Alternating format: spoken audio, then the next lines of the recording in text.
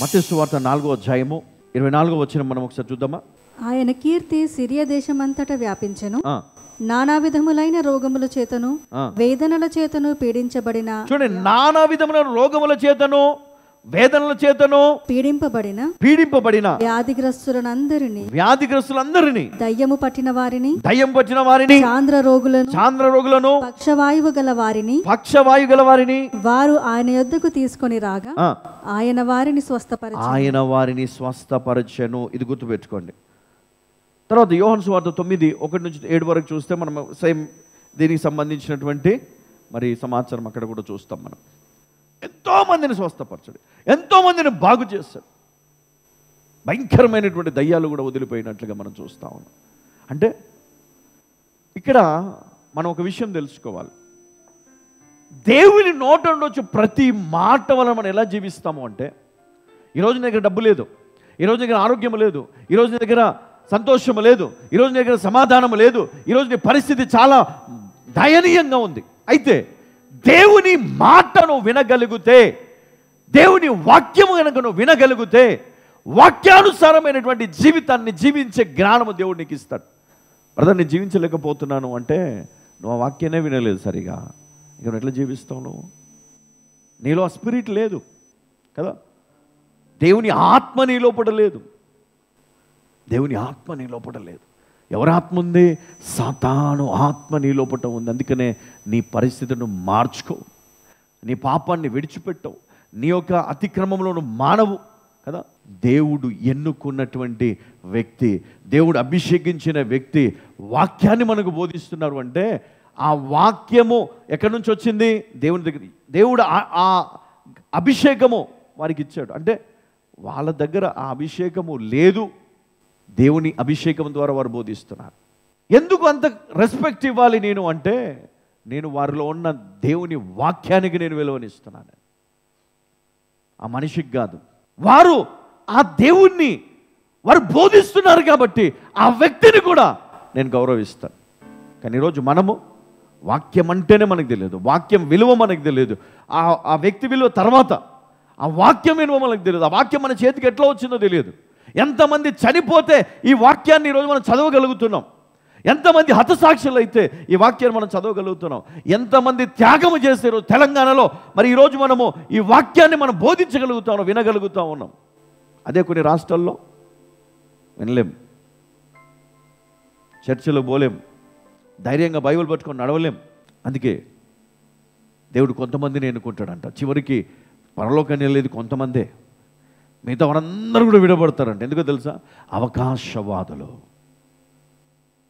ఎక్కడున్నా ఎక్కడికి వెళ్ళినా వాళ్ళు ఎట్లాగైనా పైకి రావాలని ముందుని తొక్కుంటూ వెళ్ళిపోతారు. వాళ్ళు వాని గురించి అబద్ధాలు చెప్పుకుంటూ, వాని గురించి లేనిపోని చెప్పుకుంటూ, వాడిని తొక్కుంటూ ముందుకు వెళ్ళిపోతారు. కానీ ఎక్కడో ఒక దగ్గర నేను పట్టుకుంటాడు, నిన్ను తొక్కితే నువ్వు బయటికి కూడా రాలేవు. హల్లెలూయా. దేవుడు మనకిచ్చినటువంటి శ్రేష్టమైన తలాంతులు, నేను చెప్తున్నానమ్మా, ఈ తలాంతులు నీకు ఎందుకు ఇచ్చాడు తెలుసా? దేవుడు దేవుని మహింపరచడానికి, దేవుని ఘనపరచడానికి. ఉద్యోగం ఎందుకు ఇచ్చాడు తెలుసా అమ్మా దేవుడు? ఈరోజు చాలామంది చెప్పుకుంటారు, నేను దేవునికి అది చేశాను, ఇది చేశాను, నేను అది ఇచ్చాను, ఇది ఇచ్చాను. ఎవరు ఇచ్చారో? దేవుడు నీకు ఇవ్వకపోతే నువ్వు ఎక్కడి నుంచి ఇస్తావు దేవునికి కదా? అంతేనా? దేవునికి నువ్వు ఈరోజు ₹1 ఇస్తే నువ్వు 10 మందికి చెప్పుకునే పరిస్థితి. ఎందుకంటే ఐఎమ్ గ్రేట్, నేను చేశాను, నేను ఇచ్చాను అంటే ఆ క్రెడిట్ నాకు రావాలి, ఆ క్రెడిట్ నేను పొందాలి. అంటే ఇది నువ్వు ఆశపడుతున్నావు, నీ రివార్డ్ మట్టుకు నువ్వు ఆశించట్లేదు కదా. రివార్డ్, దేవుడిచ్చే రివార్డ్ కావాలి. ఈరోజు నువ్వు దేవుని దగ్గర నుంచి రివార్డు కోరుకోవాలా?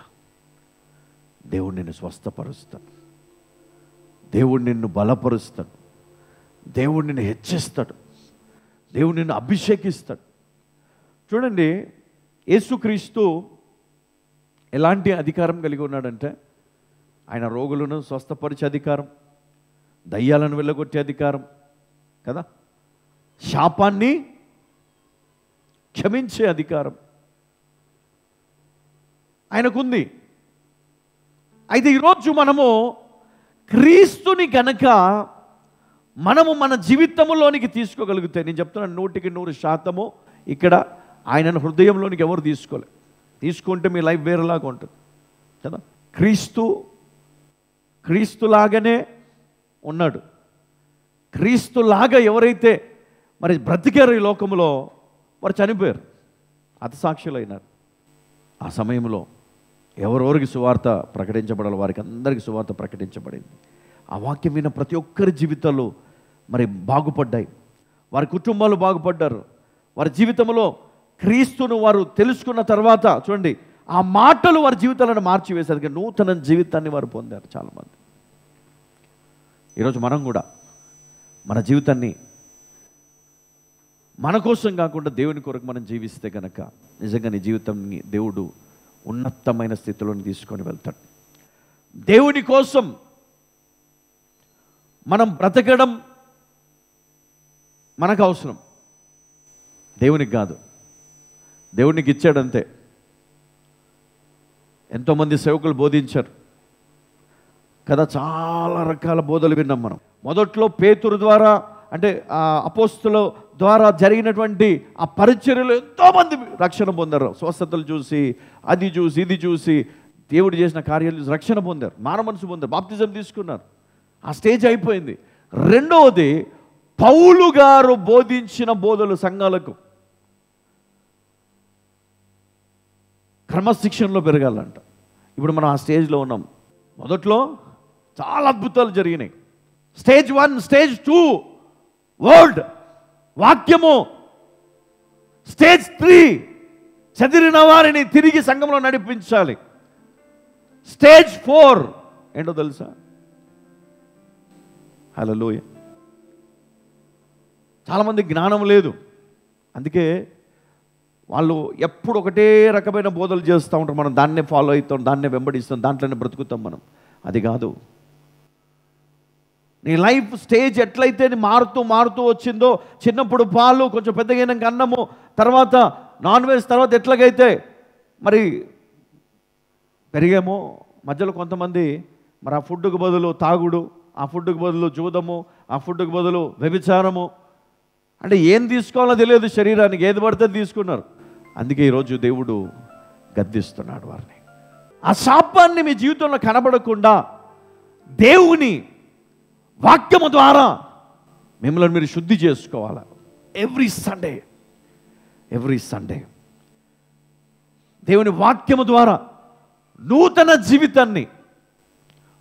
జీవితాన్ని మనము ప్రారంభించాలి.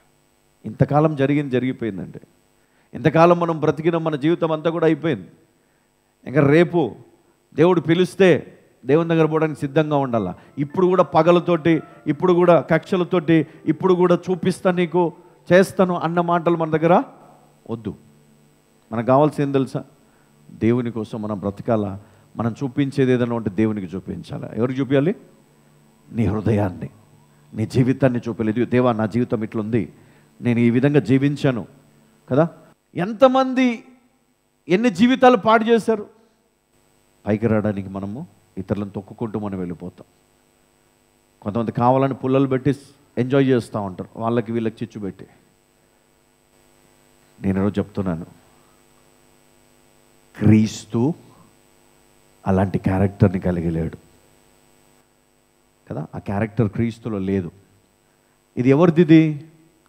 అపవాది, సాతానుకు సంబంధించింది. కాబట్టి మన లోపల అది ఉండడానికి వీల్లేదు. దాన్ని మనం తీసేయాలంటే ఏం చేయాలి? దేవుని వాక్యముతో నింపబడాలి.